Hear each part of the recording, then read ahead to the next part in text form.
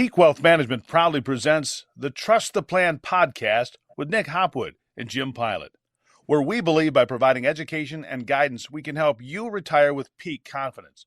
Now, here are your certified financial planners, Nick and Jim. Welcome everyone to the Trust the Plan podcast. I'm Nick. And I'm Jim.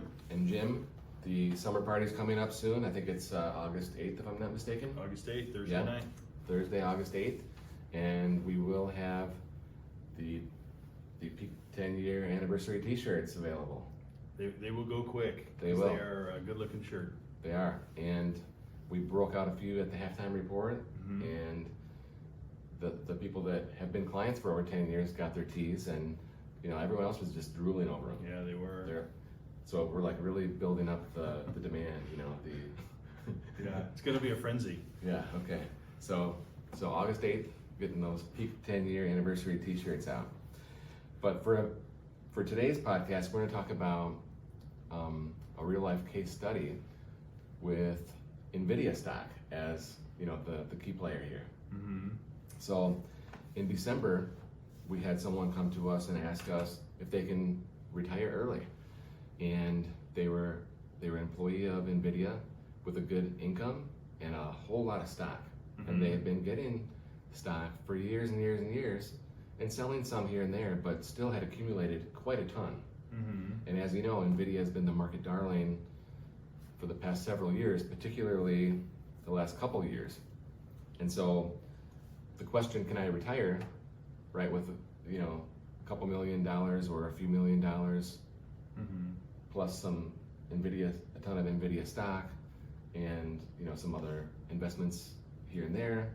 It's a reasonable question, but Mm-hmm. the person was pretty young, Mm-hmm. right? So, like a fire person. Yeah, I was going to say, we've talked about these fire folks for a while, where they want to retire early and live off of what they've saved to that point. It can be very hard to do. Right. So the fire people, they want to get to $1 million so they can live on $40,000. It wasn't a situation like this. Here we have much more money, right? Mm-hmm. But we're spending more as well, right? Mm-hmm. More like a traditional lifestyle. Okay. But the answer in December to the question, can I retire early, was no. You'd have to have a dramatically lesser lifestyle at that time. That was my official professional opinion, Mm-hmm. to pull the trigger. Right? But this person, is a continued coaching client where we're able to, re-engage and run the numbers at different dates.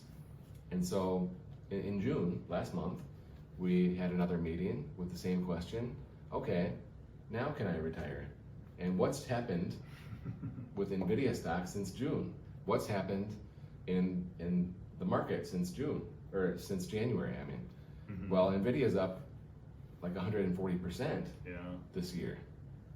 So if you have millions of dollars worth of NVIDIA stock and you double it, Just more than doubled. Yeah. more than doubled, you might imagine how the answer to my question changed, and it did. So the answer was yes, you can retire. And I just reflect on that and I think, how often does my professional opinion change so quickly? Right. Never. It's never happened. Mm-hmm. And so the one caveat that I said was, look, you've said that you have X dollars per month of expenses, and I believe you, but you have to prove it to yourself. Mm-hmm. Because if you have a larger lifestyle than you're willing to admit to yourself, then maybe the answer still is no. Mm-hmm. But prove it to yourself. Make sure that those numbers are true, and then pull the trigger. Yeah, the other thing that I think of is in a situation like that where you have a stock that's just been so good for such a long time, is you think it's invincible and you think it will just go up forever.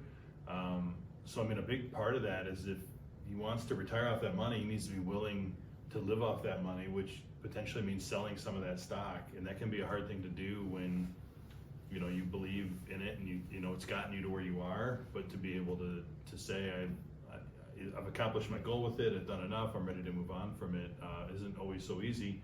And the flip side is sometimes they don't go up forever, right? I kind of grew up, in the tech bubble, right? And great companies that were the future, and man, they still have not approached anywhere near where they were back then, you know? Totally agree. I am a child of the tech bubble as well. Mm-hmm. And so I always am reminded of 1999, 2000, and that big internet bust. Mm-hmm. So just when you think, just when you think it can't go any higher, it will. And just when you think it can't go any lower, it will. Right. Right. So you have to hedge. You have to ask yourself, what if I'm wrong? Just because I've worked at a place for 20 years and it's been a great stock the whole way through doesn't mean the next 20 years are going to be the same. Mm-hmm. And we can learn from our own backyard here in Detroit with Ford Motor Company as an example.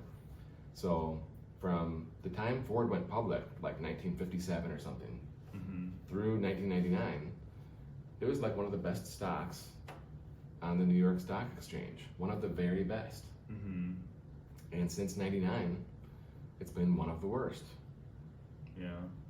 And I don't know what, that line in the sand was. I always think it's when they spun off Visteon, but how important was that? I don't know. It was probably a coincidence, but the stock has been just terrible. Your only return has come from the dividend, right?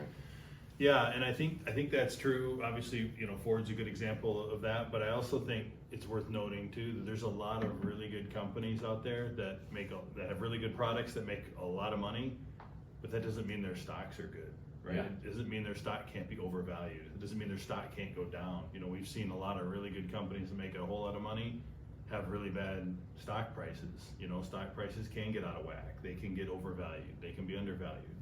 I'm not saying it is. I don't know what's next for NVIDIA, but it's real, and I've seen it happen throughout my career. That great companies can still have crummy stocks and stocks that go down even though they're making a lot of money. Yeah, I used to say back in the day, great companies can still have bad stocks, right? There you go. Like, what's your favorite from March of 2000? JDS Uniphase, I think you like to talk about, right? I still have pain about that.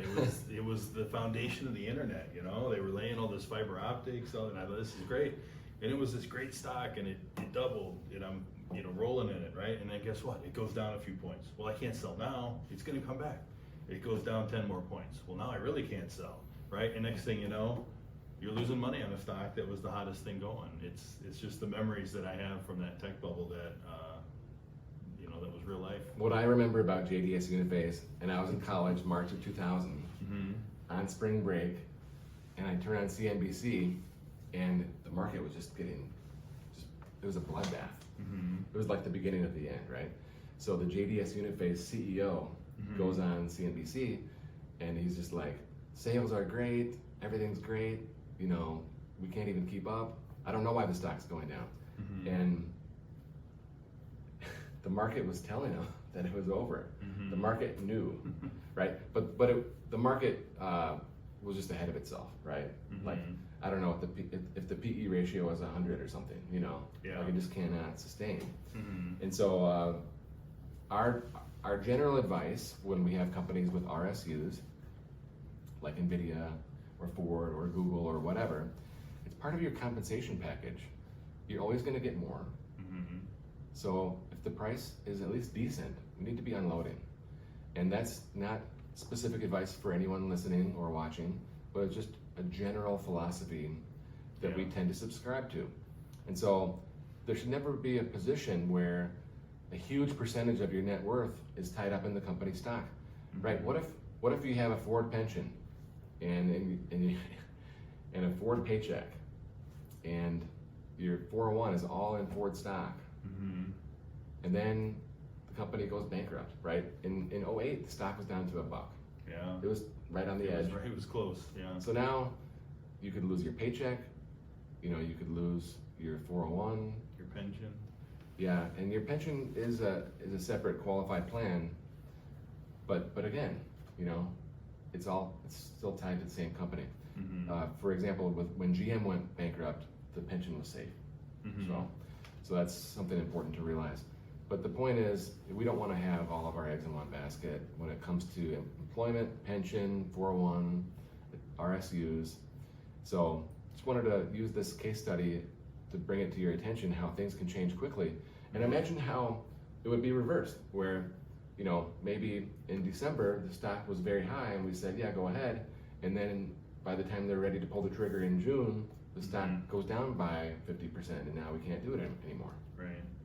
You know, the pendulum swings both ways. Yeah, and the other thing I'll add when you talk about, you know, if you keep getting RSUs and the price is good, so we talk about unloading some shares, selling some, that doesn't mean unload it and, well, I got to spend it on something, I'll go blow it on a vacation or, you know, whatever, new toys. But you can, it's just a way to diversify. It's taking money out of a concentrated position. We can still save it somewhere else into a different type of account where we're now invested in, you know, a variety of other companies. Yeah. Now, one last point here. The advice, or I'm sorry, it wasn't advice, the general concept that we just talked about where we sell the RSUs as they're maturing each quarter. You know, we would have looked dumb if we did that with NVIDIA over the last several years because the price kept going higher and higher and higher very quickly. But I stand by that concept because you just don't know what the future holds. And so, you know, even though we could have made more by holding it, I still think the prudent advice is to sell and diversify. But that's not general, that's not specific advice for anyone listening once again. But if you have a situation like that with RSUs, reach out to us, peakwm.com, and we can set up time to talk about your situation. Maybe you're eligible for early retirement. Peak Wealth Management thanks you for watching and listening to the Trust the Plan podcast, featuring certified financial planners Nick Hopwood and Jim Pilat. If you enjoyed our program, please subscribe and share. If you'd like to learn more about our services, please visit peakwm.com. peakwm.com today. See you next week.